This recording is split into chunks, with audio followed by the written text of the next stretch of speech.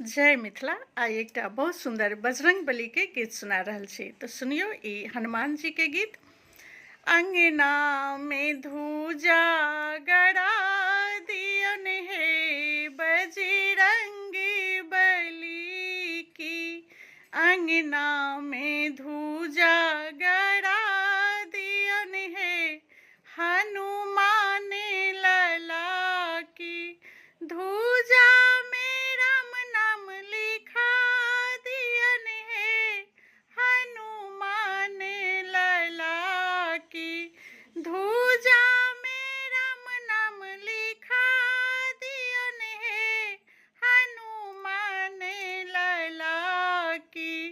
अंगना में धूजा गड़ा दियन है हनुमान लला की।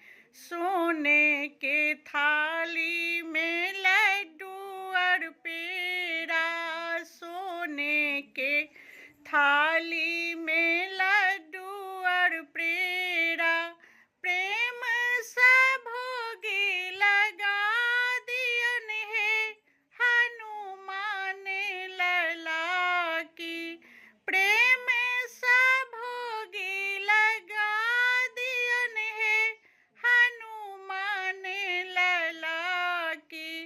अंगना में धूजा गड़ा दियन है हनुमान लला की। सोने के थाली में नीरे गंगा जली, सोने के थाली में नीरी गंगा जली, प्रेम से चरणों धुला दियन है हनुमान लला की। प्रेम से चरणों धुला दियन है हनुमान लला की। अंगना में धूजा गड़ा दियन है बजरंगी बली की।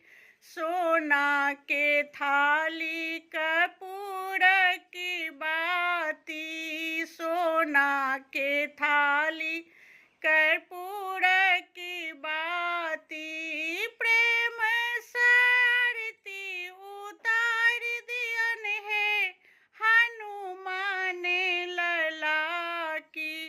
प्रेम से आरती उतार दियन है हनुमान लला की। अंगना में धूजा गड़ा दियन है बजरंगी बली की। अंगना में धूजा गड़ा दियन है हनुमान लला की। धूजा में राम नाम लिखा दियन है हनुमान लला की। धूजा में राम नाम लिखा दियन है बजरंगी बली की। अंगना में धूजा गड़ा दियन है बजरंगी